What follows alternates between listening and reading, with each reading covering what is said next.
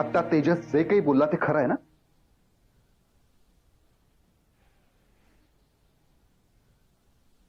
तू काहीच बोलत नाहीयेस याचा अर्थ ते खरं आहे, हो ना? आता मला सांग, तू तेजसला सोहाबद्दल असं का सांगितलंस? तू असं का म्हणालीस की सोहा त्याच्याशी नातं जोडण्यासाठी योग्य नाहीये?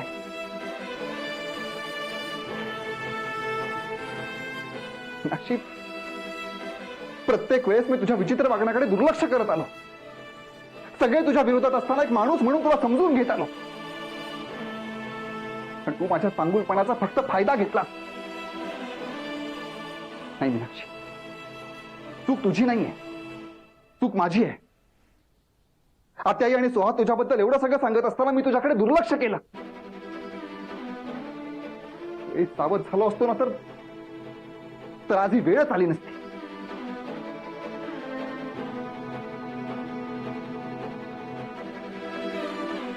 तू हे सगळं जाणून बुजून केलंस ना?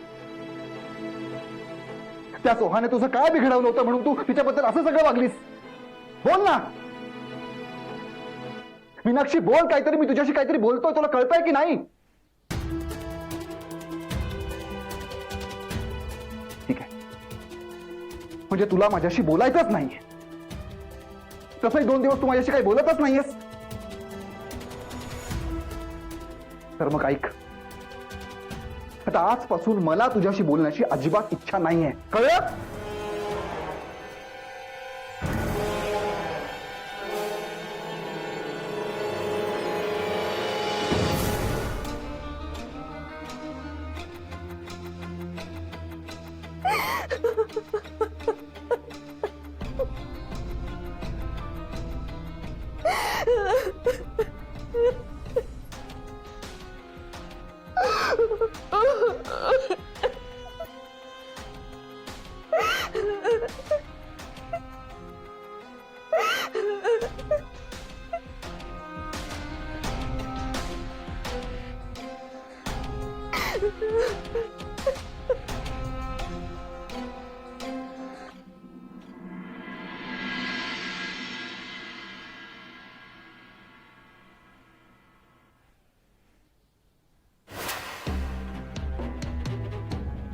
बोल ग बायको.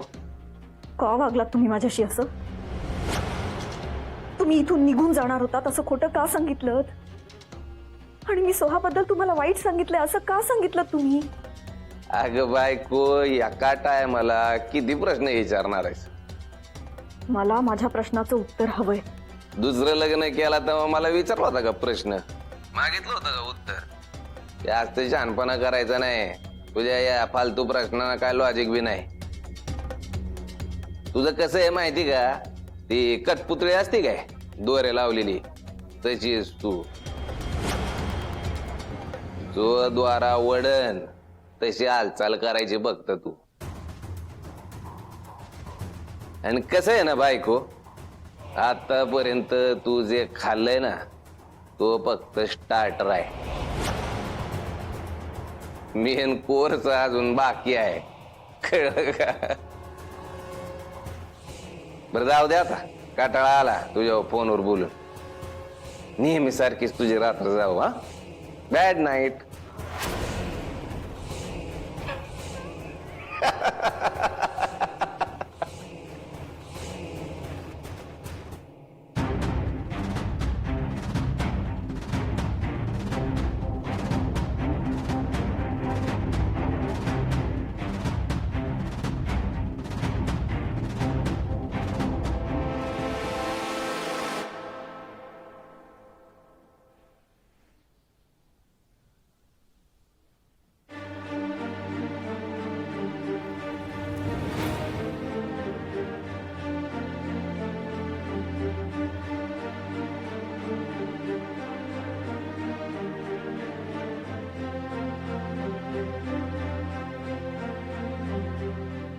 ते मला माफ कर.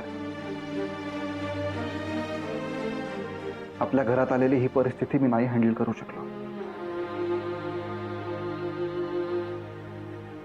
आत्याई, प्लीज मला समजून घे ना. तुम्ही दोघींनी असं माझ्यापासून तोंड फिरवलं तर मी काय करणार आहे, सांग ना.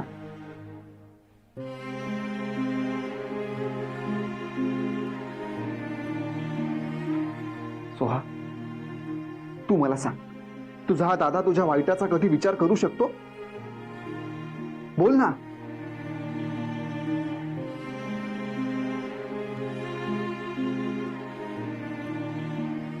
ठीक आहे, तरी तुम्हाला तसंच वाटत असेल तर तुम्ही द्याल ती शिक्षा भोगायला तयार आहे.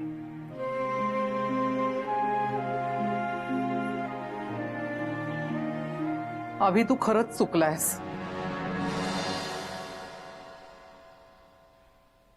मीनाक्षीच्या बाबतीत तू घेतलेले सगळे निर्णय चुकलेत.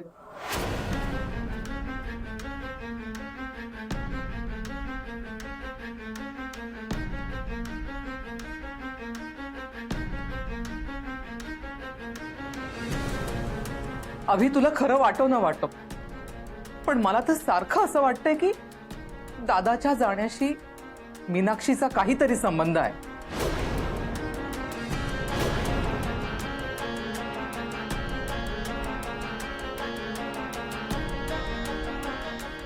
हे बघ अभि,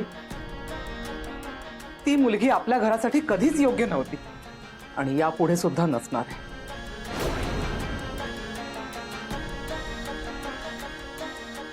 तुला जर या घरातली उरली सुरली शांतता टिकवून ठेवायची असेल ना, तर निदान आता तरी विचार कर आणि दे सोडून तिला.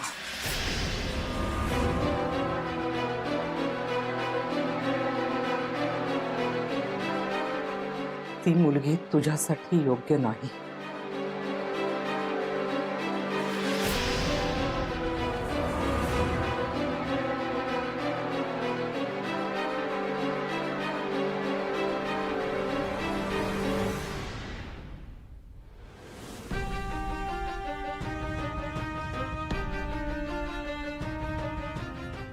काय झालं अभि?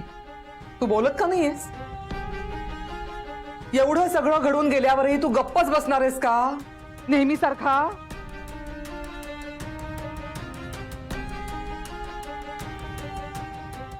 अभि, अरे इथे फक्त तुझ्या आयुष्याचा नाही, संपूर्ण कुटुंबाच्या भल्याचा प्रश्न निर्माण झालाय. हे बघ, मी तर म्हणते अजूनही वेळ गेलेली नाहीये. दे सोडून तिला.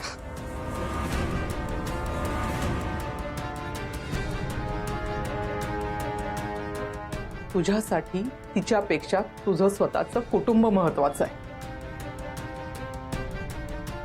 अरे घरातला कर्ता पुरुष आहेस तू, आणि यापुढे या कुटुंबाची सगळी जबाबदारी तुझ्यावर आहे.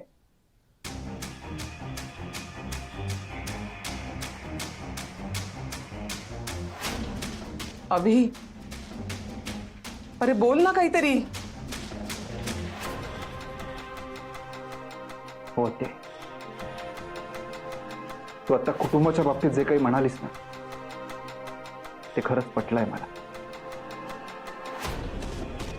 मला माझ्या कुटुंबाच्या भल्याचा आणि सुखाचा विचार तर करावाच लागणार.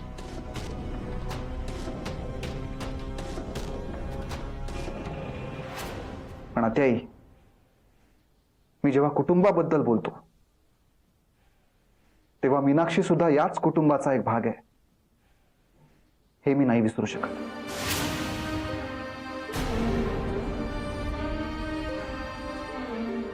आणि हेच मला सांगायचं आहे.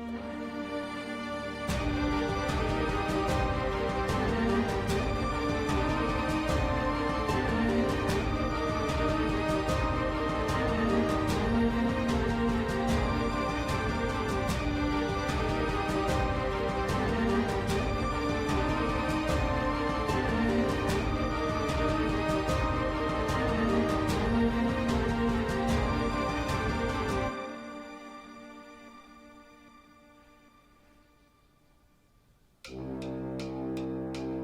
सत्य आहे की मीनाक्षी वहिनींनीच मला स्वतः फोन करून इथे बोलावून घेतलंय. मी त्यांना म्हटलं की ठीक आहे, मग मी घरी येतो. मीनाक्षी वहिनींनी घरी भेटायला नकार दिला. वहिनी म्हटल्या की सोहा तुझ्या योग्यतेची मुलगी नाहीये.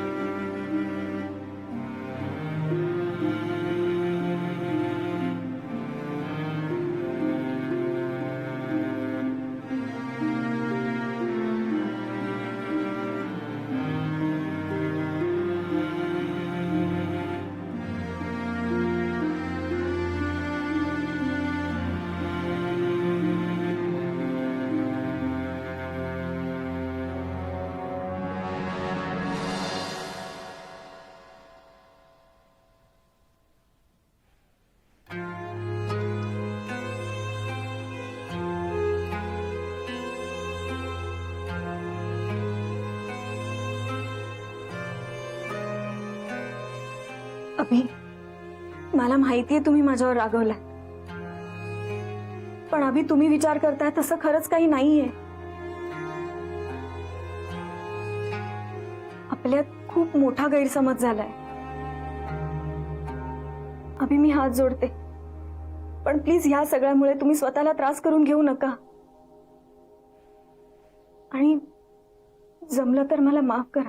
प्लीज एक शब्दही बोलू नकोस आता. मला तुझ्याशी बोलण्याची अजिबात इच्छा नाहीये आणि तुझं ऐकून घेण्याची इच्छा नाही. जे काही घडलंय त्याबद्दल तर नाहीच नाही.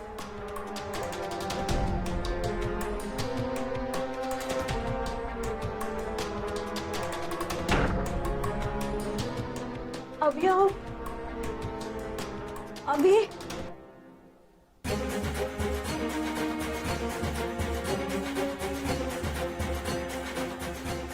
अभि प्लीज ऐका ना माझं.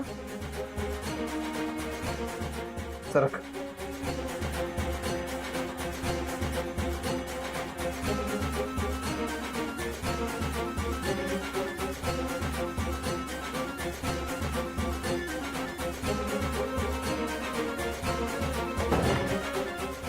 अभि, अभि प्लीज ऐका.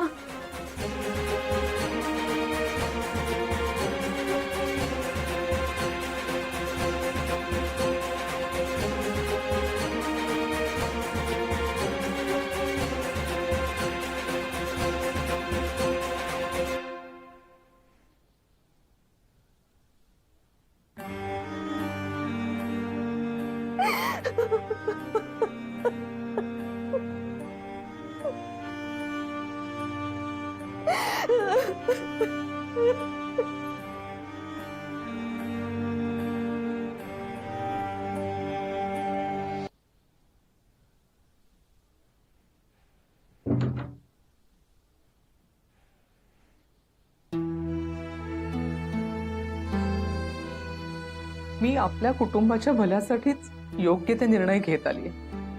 माझ्या कुटुंबाच्या सुखासाठी मी कधीही कुणाची पर्वा केली नाही आणि यापुढेही करणार नाही. आत्ते, पण दादा अजूनही मीनाक्षीच्या बाबतीत आधीसारखाच विचार करतो. त्याला अजूनही ती याच घरात हवीये. पाहिलंच ना जाताना काय बोलून गेला तो. पाहिलं ना,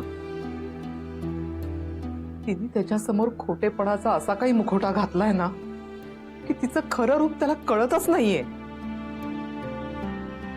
पण आता अभिला काहीही वाटू देत. या कुटुंबाच्या भल्यासाठी मी निर्णय घेणार आहे. तू काय निर्णय घ्यायचा ठरवलाय? आता काहीही झालं ना तरी ती या घरात राहणार नाही. कारण तिच्यामुळे आपल्या घरावर आधीच खूप संकट आली आहेत आणि ती जर इथे असेल ना तर यापुढेही येत राहतील.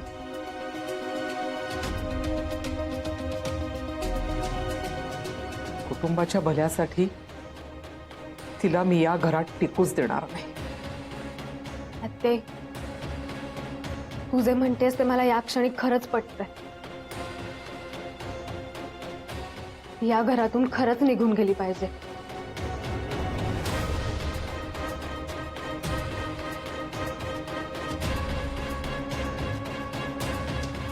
मग आता ती या घरातून गेलीच म्हणून समज. शेवटी तिची गाठ आता माझ्याशी आहे.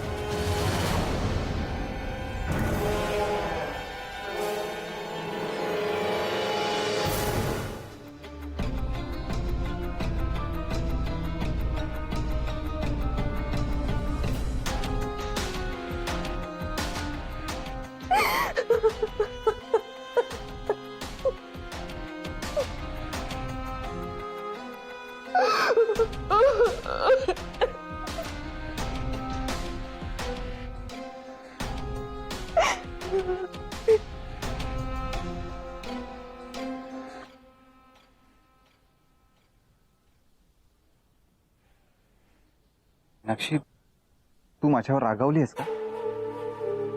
नाही हो, पण असं का विचारताय? मीनाक्षी प्लीज, तू कधीच माझ्याशी अबोला धरू नकोस. मी काही सहन करू शकतो, पण तू माझ्याशी बोलत नाहीयेस ही गोष्ट मी नाही सहन करू शकत. प्लीज.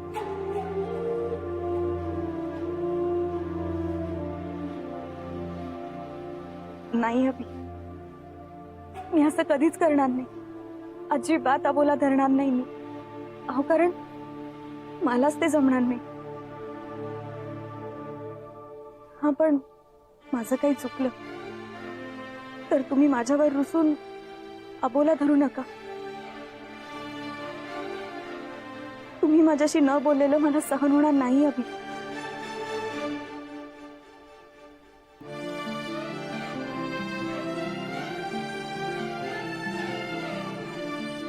प्रॉमिस मीनाक्षी, आपल्यात असं कधीच होणार नाही.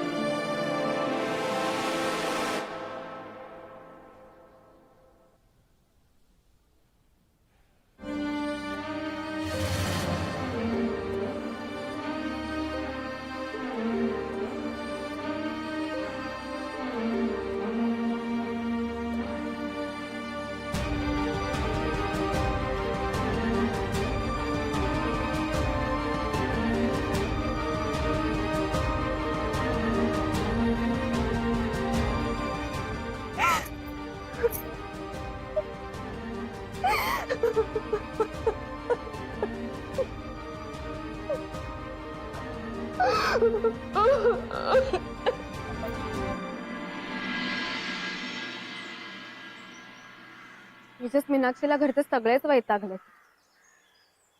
हे जे काही घडलं ना ते आमच्या सगळ्यांसाठीच खूप शॉकिंग होतं. म्हणजे मीनाक्षी असं वागू शकेल आम्हाला कधीच वाटलं नव्हतं रे.